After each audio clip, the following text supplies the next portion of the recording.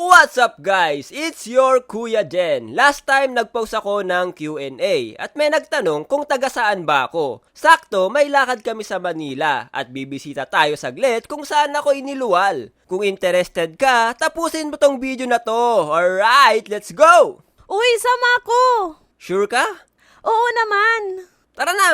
Okay, face check muna ako dito guys. Chine-check ko kung mukha pa ba akong tao dahil wala akong tulog niyan. Maaga kasi yung flight namin at hirap ako makatulog kapag may mga biyahe. After mag-face check, packing na ako ng mga damit ko dito guys at dumiretso na kami ng airport. Sa mga gusto nga pala kumuha sa aking model, kunin nyo na ako guys habang hindi pa umaabot sa 500k yung talent fee ko. May 10% discount naman kapag wala akong tulog. So, andito na nga kami sa airport at muntikan pa ngang mapalaro kay ate ng patin. Buti hindi ko pinatulan. Hindi niya alam, champion ako dyan. 20% discount nga pala kung kukunin nyo akong model na walang kain at walang tulog. Pagkatapos ng paghihintay, pasakay na kami ng eroplano. Dito nga pala ako nakabase sa Zamboanga City. Shoutout ali ng mga subscribers di ato na Zamboanga. Paano ako napadpad dito? Abangan nyo na lang sa animation YouTube channel ko. Sobrang sama nga pala ng loob ko dito guys, hindi kasi ako ginawang anime main character ni Cebu Pak. Hindi niya ako tinabi malapit sa bintana. Gusto ko pa sanang abangan si Goku na nakasakay sa Nimbus Cloud niya.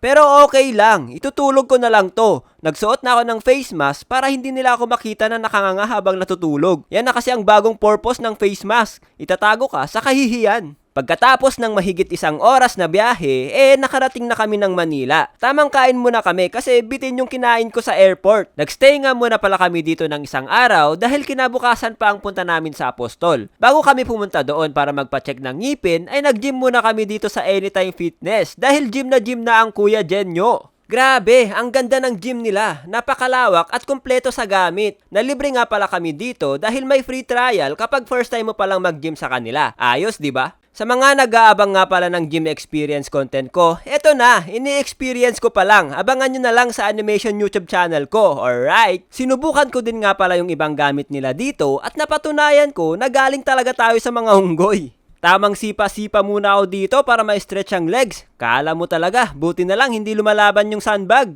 Ang sarap nga din pala maligo sa shower nila guys, para kang naliligo sa hotel. Gusto ko sana maligo dito ng isang oras pero baka pagalitan ako. Alright, face check, may ligo na ako. Feeling fresh, sarap maligo. Kumain muna pala kami dito sa Kawa Ramen para ma-restore ang energy. Syempre, paborito nating pagkain yan, ramen. Wey! Kapapanood mo ng Naruto yan eh. After kumain at mag-gym, ay dumiretso na kami sa Apostol. At ito, ang hindi ko ina-expect sa lakad na to. Nakita namin si Ben at si Juni Boy. Grabe! Nahihiya ako lumapit dito guys kasi starstruck ako sa kanila. Nag-flashback kasi yung mga time na pinapanood ko pa sila dati ni Kong. Pagkatapos ko may starstruck ay nawala na yung hiya ko, napalitan ng kapal ng mukha. Kausap ko nga pala dito si Ben habang tinutuli si Juni Boy.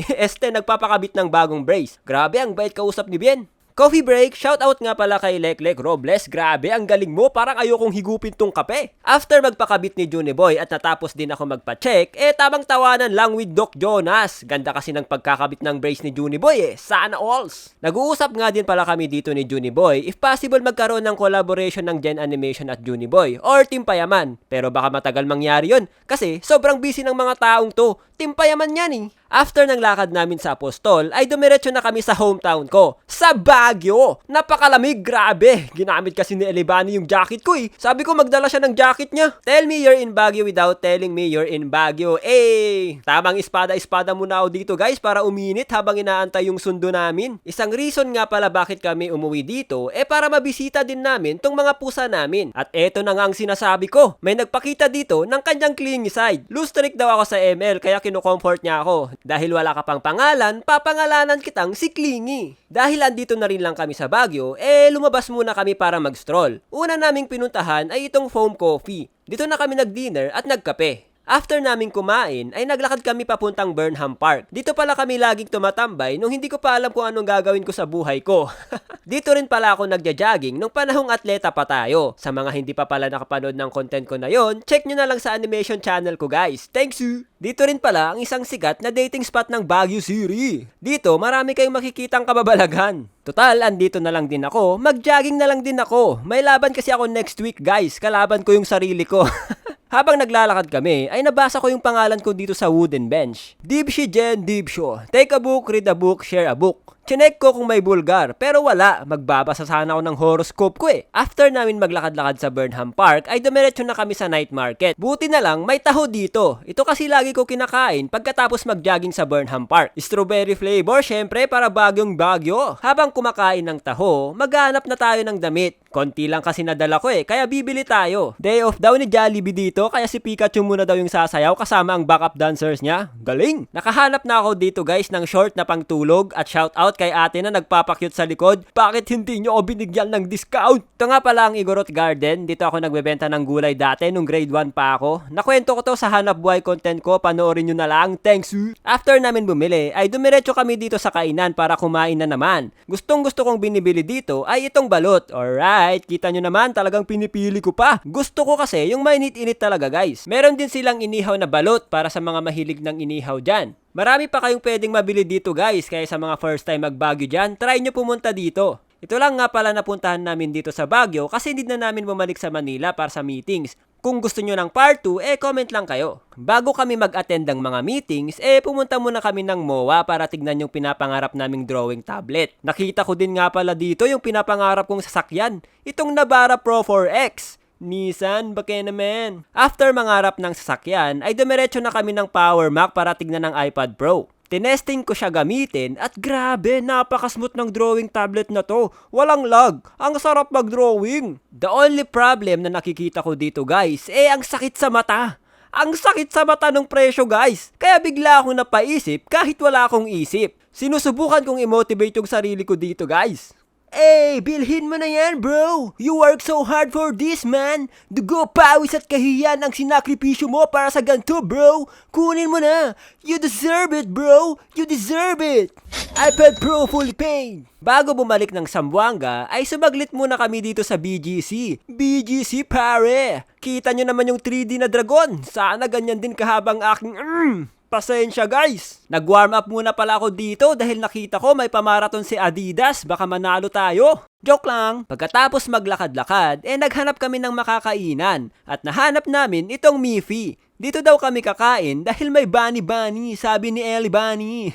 Ang ganda ng place, napaka-aesthetic, espreketek, may saltik yung nagsasalita guys. Kita nyo naman pati rice naging bunny. So artistic. Ang laki talaga ng naitutulong ng art sa iba't ibang industriya. Pagkatapos kumain, pumunta muna kami ng Fully Book para maghanap ng inspiration. First time ko dito, grabe ang ganda. Parang namomotivate ako magbasa. Nakita ko rin pala tong napakalaking art na gawa ni Mike Stelkey. Grabe, ang ganda. Naging tourist spot daw ito, sabi ni Ellie Bunny. Pwede din kaya ilagay yung mukha ko dyan? Fully Book, ba kaya naman? May spot pa kayo dito kahit ilagay nyo na lang yung mukha ko sa sahig. Total, sanay na akong tapak-tapakan. Siyempre, pag mga gantong lugar, hahanapin ko kung saan yung mga manga at art book. At eto na nga, One Piece pare! One Piece number 1, gawa ni Oda Sensei. Marami pang mga manga dito guys, tulad ng Chainsaw Man at Demon Slayer. May mga art tutorial books din dito guys kung gusto nyo matuto mag-drawing. So ayun lang, uwi na kami. Sa wakas, naging anime main character na ako guys. Salamat kay ate. Ayaw niya daw umupo malapit sa bintana, kaya ako na lang. Balita ko, dadaan daw si Goku sa gantong oras. A few moments later. Ayan na siya! Goku! Hi ka naman sa vlog ko! Babo,